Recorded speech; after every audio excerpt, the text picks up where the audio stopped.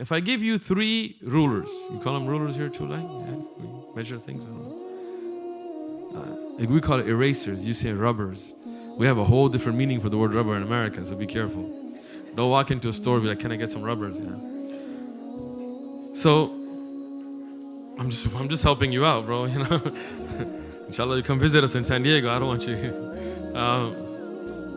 So a ruler, if I give you 3 rulers, one of them is perfectly accurate, measured, ISO standard, golden rule, no doubt, excellent.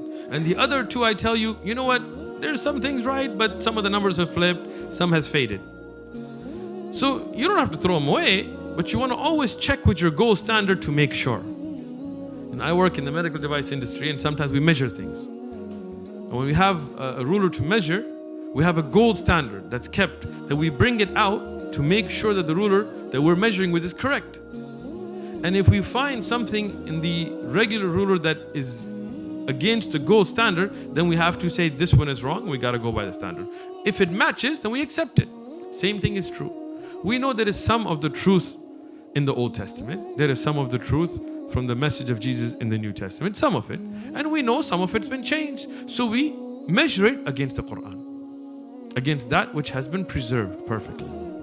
So now, even in the New Testament, for example, Jesus, peace and blessings be upon him, he prays. He prays to God. He prays to what's called the Father.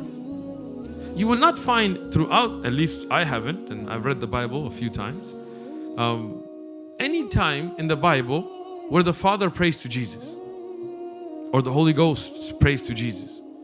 But repeatedly you will find that Jesus prays to God and says He's the only true God, and says that He knows things that nobody else knows. For example, when He talks about the hour, Jesus says that nobody knows the hour, not the angels in heaven, nor the Son, only the Father.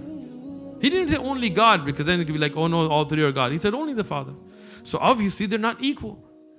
And repeatedly in the Bible you will find that Jesus says that God sent me, the Father who sent me.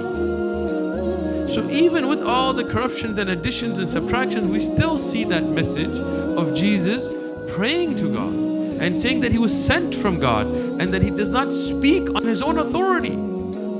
He does not speak except what God has ordained Him to speak.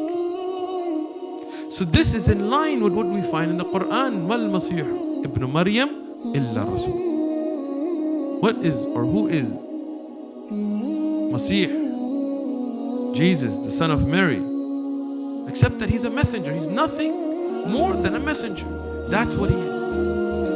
And that's what Muslims believe. And if you look at many of the writings of